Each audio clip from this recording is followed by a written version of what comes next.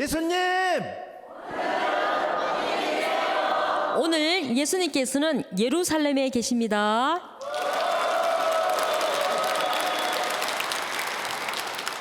참 예수님, 안녕하세요. 잘 지내셨어요? 오늘 인사는 좀 특별하게 한번 해보겠습니다. 그래서 오른손으로 옆 친구하고 이제 하면서 안녕하세요 이렇게 하고, 왼손으로는 반갑습니다 이렇게 얘기합니다. 그리고 손을 이렇게 올리면 친구 얼굴이 보여요. 그러면 어떻게 해요? 또 만났네 이렇게 하면서, 그리고 나한테는 사랑합니다 이렇게 해보도록 하겠습니다. 자, 준비해 보세요. 자, 시작. 안녕하세요, 반갑습니다, 또 만났네, 사랑합니다. 아, 네, 아주 잘하고 계셨었어요. 자, 오늘 우리는 아직도 초막절이 끝나지 않았습니다. 초막절이 끝나지 않았는데 예수님께서는 초막절 기간 동안 빛으로 이렇게 오신 그 예수님을 만나보도록 하겠습니다. 우리가 이렇게 인사하고 이러는 사이에 성전에서 무슨 일이 생겼는지 많은 사람들이 예수님 주위에 이렇게 모여 있습니다. 우리도 무슨 일이 있는지 얼른 가보도록 하겠습니다. 예수님께서 요한복음 7장에서 초막절의 마지막 날, 목마른 사람들은 다 나에게 와서 물을 마셔라 라고 선포하시면서 당신이 초막절의 완성자, 물의 완성자라고 이렇게 말씀하셨습니다. 예수님께서는 또 나는 세상의 빛이다, 나를 따르는 이들은 어두운 속을 긋지 않고 생명의 빛을 얻을 것이다 라고 또 이렇게 말씀을 하십니다. 그러면서 초막절의 빛의 주관자이시다, 이거를 또 한번 밝히시는 거죠. 이 선포가 단지 말씀으로만 아니라 살아있는 진실된 선포라는 점을 예루살렘 성전에서 그 현장에서 우리에게 알려주고 있습니다. 이른 아침 성전에 온 백성이 모이고 예수님께서 그곳에서 가르치고 계십니다. 요한복음 8장 1절에서 11절을 다 함께 읽어보도록 하겠습니다. 준비되셨나요? 네. 자, 시작. 예수님께서는 올리브 산으로 가셨다.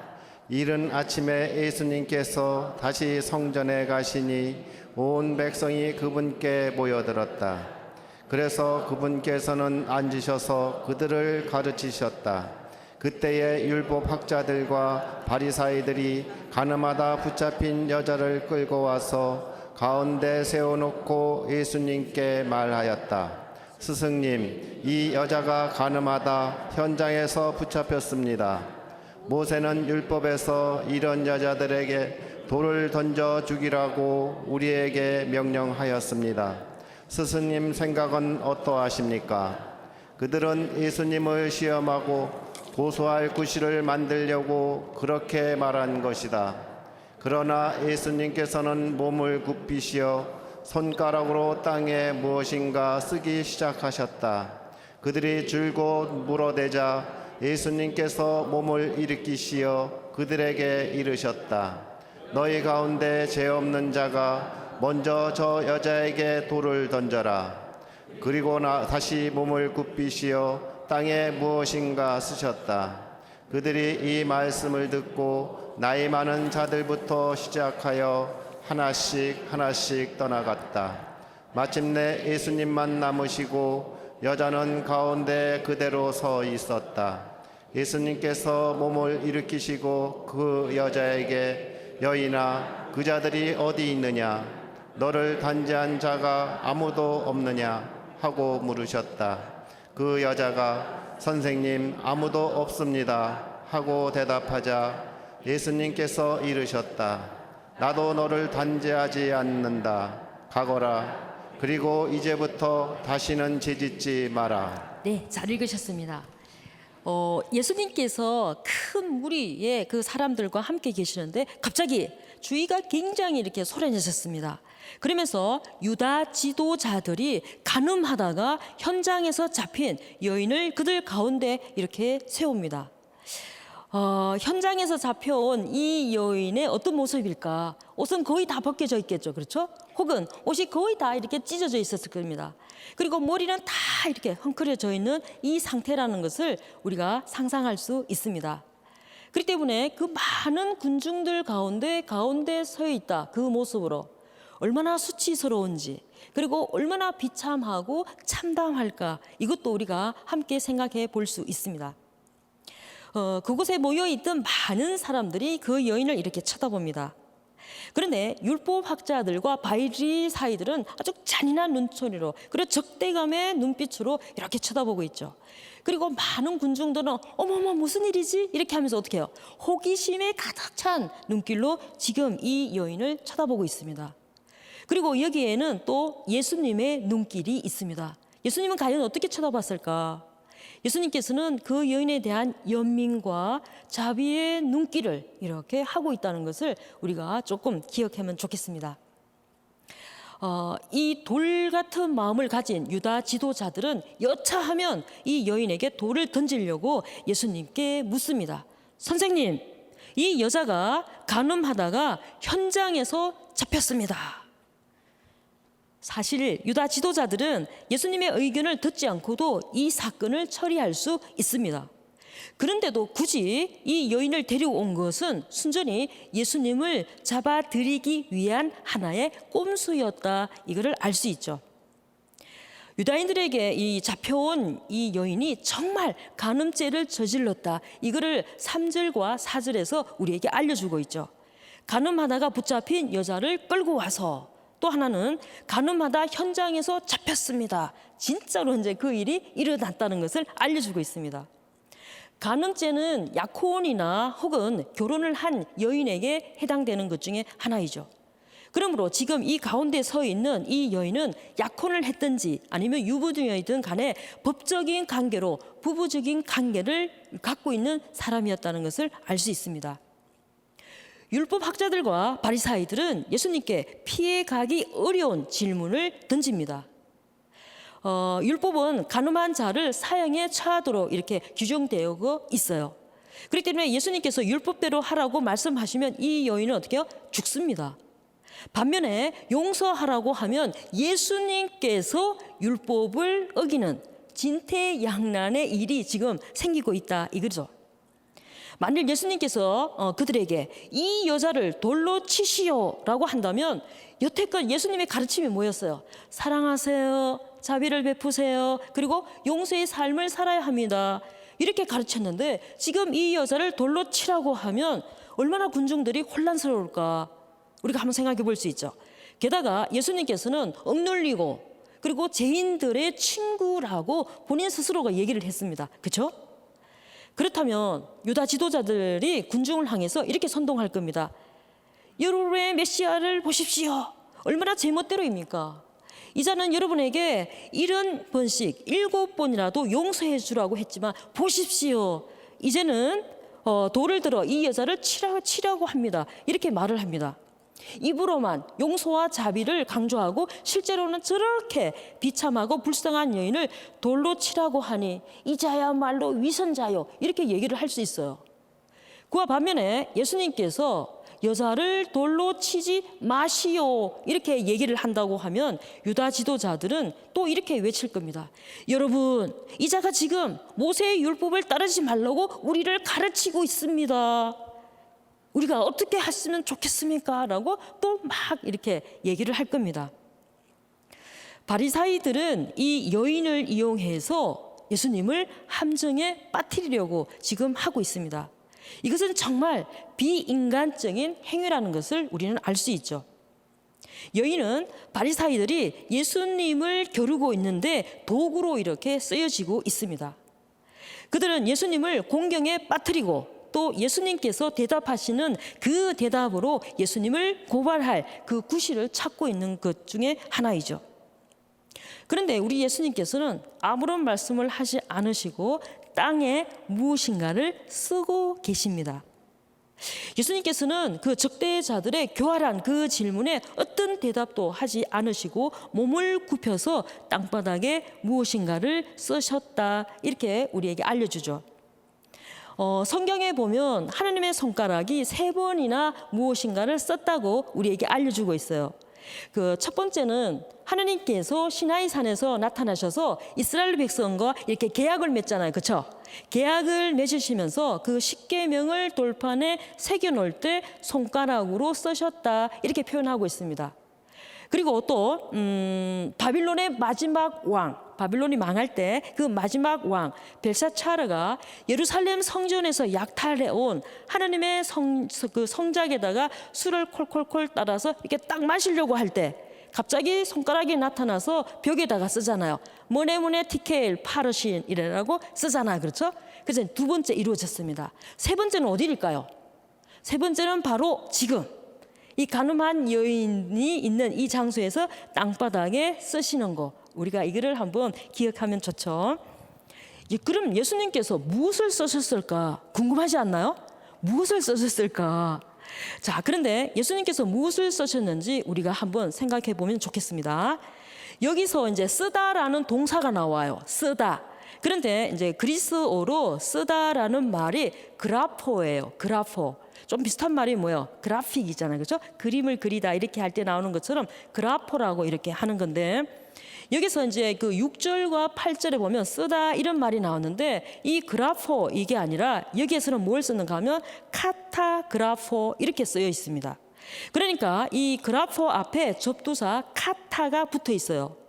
그럼 이 카타는 뭔가? 이 뜻은 뭔가 하면 뭐뭐에 반대해서, 그리고 뭐뭐에 대항해서, 이런 뜻을 이렇게 가지고 있죠. 그러므로 카타그라포는 그 무엇인가를 반대해서 썼다, 혹은 어떤 사람에 대해서 반대의 기록을 쓴다라는 그런 의미가 있습니다. 예수님께서 땅에 무엇인가를 썼다는 것은 가늠한 여인을 끌고 와서 예수님께 올가미를 씌우려고 하는 유다 지도자들에 대항해서 무엇인가를 쓰셨다라는 것을 알 수 있습니다. 예수님께서 두 분에 걸쳐서 땅에 무엇인가 쓰셨다 이렇게 돼 있어요. 6절과 8절에 보면. 그래서 예수님께서 유다인들을 대항해서 땅에 쓰신 내용은 7절을 보면 그들에게 너희 가운데 죄 없는 자가 먼저 저 여자에게 돌을 던져라 이렇게 돼 있습니다. 이 말씀을 하시고 난 다음에 또 땅바닥에 무엇인가를 쓰시죠. 처음에 쓰는 내용은 잘 모르지만 두 번째 쓴 내용은 아마도 유다 지도자들의 죄였을 거라는 생각을 우리가 살짝 한번 해볼 수 있습니다. 왜냐하면 유다 지도자들이 언제 떠나가기 시작했는 건가, 그거를 보면 알 수 있습니다. 5절에 보면 그들이 예수님께 간음하다가 현장에 잡혀온 여인을 가운데 세웁니다. 그랬을 때 6절에서 예수님께서는 그들에게 대항하여 무엇인가를 쓰기 시작합니다. 그리고 7절에 보면 그들이 계속해서 이제 이렇게 재촉하자 예수님께서는 몸을 일으켜 그들에게 너희 가운데 죄 없는 자가 먼저 저 여자에게 돌을 던져라 이렇게 하고 난 다음에 8절에 보면 다시 몸을 굽혀 땅에 무엇인가를 쓰셨다라고 되어 있습니다. 그러자 9절에서는 나이 든 사람부터 하나씩 떠나갔다 이렇게 표현을 하고 있습니다. 예수님께서 땅에 무엇을 쓰셨길래 유다 지도자들이 하나씩 떠나갔을까? 아마도 그들의 구체적인 죄를 가장 나이 많은 사람부터 나이 순서대로 적었기 때문에 나이 많은 사람부터 하나씩 떠나간 것은 아닐까, 우리가 이렇게 생각해 볼 수 있겠습니다. 그런데 여기서 떠나다라는 그 동사가 그리스어로 엑세르콘토예요. 엑세르콘토. 이 단어가 어떤 건가 하면 여러분들이 자동차 이렇게 운전할 때 엑셀을 딱 밟으면 어떻게 해요? 앞으로 확 나가잖아요. 그렇죠? 아, 운전을 안 해보셨구나, 여러분들이. 운전을 할 때 내가 지금 브레이크를 밟아야 돼요. 그런데 엑셀을 밟으면 나도 모르게 이렇게 확 나가는 거 있죠. 그 의미를 이렇게 생각하면 됩니다. 그래서 여기서 떠나가다 그리스도 동사 엑세르콘트는 계속돼서 행위되는 그 시제를 갖다가 얘기를 하고 있죠. 유다 지도자들이 비치신 예수님 앞에서 자신들의 어두운 모습이 여실히 드러나자 그대로 서 있을 수가 없었습니다. 그래서 도망가는 그들의 모습이 마치 빛을 피해서 도망가는 숨어버리는 그 벌레의 모습과도 같다 이거입니다. 예를 들면 이거이죠. 창고에 갔어요. 어두운 창고에 가니까 밑에 뭐가 있어요? 바퀴벌레들이 막 이렇게 기어다녀요. 그런데 제가 뭐를 찾으려고 불을 탁 켜니까 이 바퀴벌레들이 그 불빛 때문에 어떻게 돼요? 싹 사라지잖아요. 그 느낌. 빛이신 예수님 앞에 그 어둠이 싹 사라지는 거, 이런 표현을 여기서 하고 있습니다. 예수님께서는 이제 가늠한 여인과 이제 그 문제를 다 해결을 하고 곧바로 뭐를 얘기하는가 하면, 나는 세상의 빛이다. 나는 세상의 빛이다. 나를 따르는 이는 어둠 속을 걷지 않고 생명의 빛을 얻을 것이다 라고 말씀을 하십니다. 예수님께서 바로 빛이십니다. 그럼 우리가 한번 생각해 볼 수 있어요. 예수님께서는 왜 구태여 땅바닥에 무엇인가를 쓰시는 방법을 택했을까? 가늠한 여인을 이용해서 당신을 이렇게 넘어뜨리려고 하는 그 사악한 그 유다 지도자들에게 노기를 띠시고, 그리고 그들의 그 무자비한 마음을 꾸짖으실 수도 있으셨어요.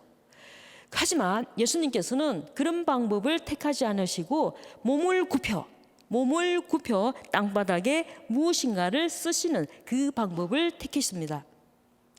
예수님께서는 아무 말씀도 하지 않으신 채 허리를 굽혀서 땅에 무엇인가를 쓰심으로 인해서 그들의 흥분된 마음, 그리고 소란스러운 그 분위기를 압도적으로 이 고요한 침묵으로 이렇게 일관하는 것을 볼 수 있습니다. 그래서 우리도 이렇게 집에서 너무 화가 날 때 막 소리를 지르면 옆사람도 어떻게 해요? 더 화가 나요. 그런데 소리를 질러도 뭐요? 침묵으로 막 이렇게 하고 있으면 주위가 어떻게 해요? 조용해집니다. 그랬더니 또 누가 하시더라고요. 상대방이 그러면 더 열난다고 이렇게 얘기를 하시는데, 어쨌든 예수님께서는 이 흥분되고 그 소란한 그거를 고요한 침묵으로 압도적으로 이렇게 딱 쥐고 있다는 것을 알 수 있습니다. 예수님께서 이렇게 뜻밖의 이제 행동을 하자 한순간에 뭐요? 이 소란함이 이렇게 멈추면서 땅에 무엇인가를 쓰시는 그 예수님의 손가락에 모두들 시선이 집중됩니다. 그래서 파괴적인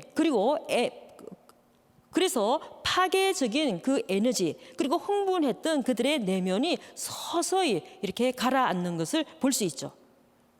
그러면서 예수님께서는 너희 가운데 죄 없는 자가 먼저 저 여자에게 돌을 던져라 이렇게 말씀하십니다. 율법의 가르침에 따라 가늠한 이 여자는 마땅히 돌로 쳐 죽는 게 뭐 좋다고 이렇게 말씀하실 수 있습니다. 다만 당신들 가운데 죄 없는 자라는 조건을 이렇게 붙입니다. 예수님께서 너희 가운데 죄 없는 자라고 이렇게 말씀하셨을 때 진짜로 어떠한 죄도 없는 사람 이런 것을 뜻할 수도 있고, 다른 한편으로서는 성적으로 죄 없는 사람 이런 것을 뜻할 수도 있다. 우리가 그거를 생각해 볼 수 있죠. 이제 예수님께서는 가늠한 여인과 1대1로 이렇게 대하시면서 사랑받을 수 없는 상태에 떨어져 있는 이 여인을 지극한 자비로 감싸주시고 용서의 주부로 인해서 사랑받는 존재로 다시 태어나게 하셨습니다. 예수님께서는 공생활 동안 부서지고 상처받고 그런 사람들을 만나면서 많은 위로를 이렇게 해줬지만, 이 여인처럼 공개적으로 그리고 그 치부가 완전히 이렇게 다 드러난, 그리고 완전히 숨김없이 다 드러난 이런 비참한 처지에 있는 사람은 처음 만나는 것이죠. 여인은 군중 가운데 이렇게 서 있습니다. 군중 가운데 세워져 있다는 것은 모든 것 앞에서 더할 수 없는 수치를 당하고 있다, 이런 뜻을 가지고 있습니다. 우리를 포함해서 많은 사람들이 비참 속에 있어요. 이 여인처럼. 그렇죠? 어떤 비참 속에 빠져 있을까? 많은 사람들은 그 복잡한 가정사로 고통스럽게 사는 이들도 있습니다. 그리고 경제적인 그런 파탄을 겪고 빚더미 때문에 숨을 제대로 쉴 수 없을 만큼 비참한 처지에 놓여 있는 사람도 있습니다. 그리고 오랜 병석에서 자신은 물론이요 가족들조차도 암울할 수밖에 없는 그런 비참한 속에 살아가고 있는 사람들도 있죠. 어떠한 이유로 사람들의 냉대와 배척을 받으면서 절망 속에서 살아가는 이들, 수많은 사람들이 고통과 비참 속에서 살아가고 있습니다. 자비로우신 예수님께서는 희망이랑은 조금도 보이지 않는 공궁에 처해 있는 이들에게 빛으로 오셔서 그들을 어두움에서 구해내시고 절망에서 희망으로 인도해 내십니다. 예수님께서는 여인에게 나도 너를 단죄하지 않는다라고 말씀을 하십니다.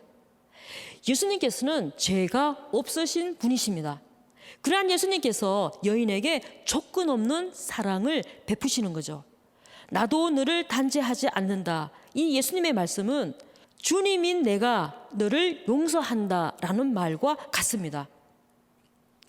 나도 너를 단죄하지 않는다.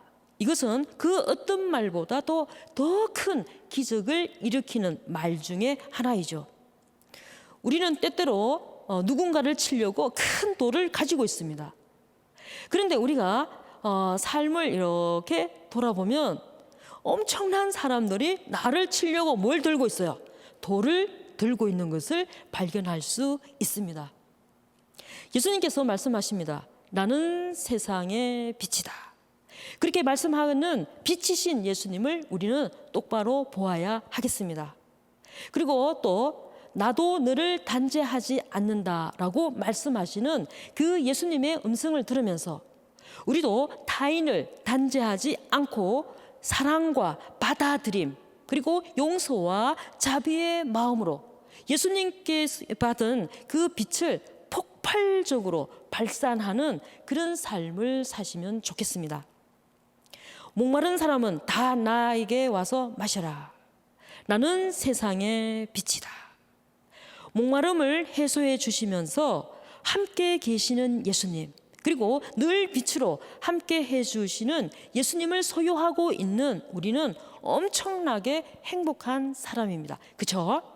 그래서 우리가 이 행복을 노래로 담아서 예수님께 봉헌해 보도록 하겠습니다. 가톨릭 성가 421장 1절만 부르도록 하겠습니다. 준비되셨나요? 네. 나는 세상의 빛입니다. 나를 따르는 사람들은 어둠 속을 걷지 아니하고 생명의 빛을 얻을 것입니다. 생명의 빛을 얻을 것입니다. 다음 시간에 뵙겠습니다.